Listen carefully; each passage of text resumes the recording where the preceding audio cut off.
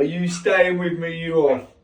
He's staying. Hey folks, as some of you know, I've got my own little outside kitchen because her indoors is sick of me chucking flour all over hers. This time of year, I love to make this Irish liqueur drink, and I call it school milk. Get a load of this. I have 2 litres of the cheapest whiskey going. At the moment, this is the best one in the supermarket, okay? 600 ml of single cream. Nice little slug of chocolate sauce.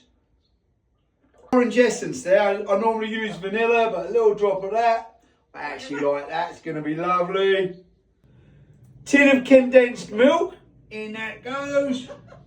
I've dissolved 1 spoonful of instant coffee in a small amount of water, so it goes in easier.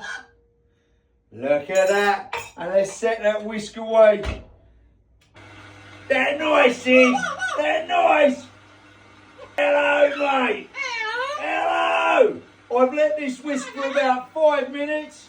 Let's switch that off. Let's have a little taste. Oh, mate, little taste test. Ooh.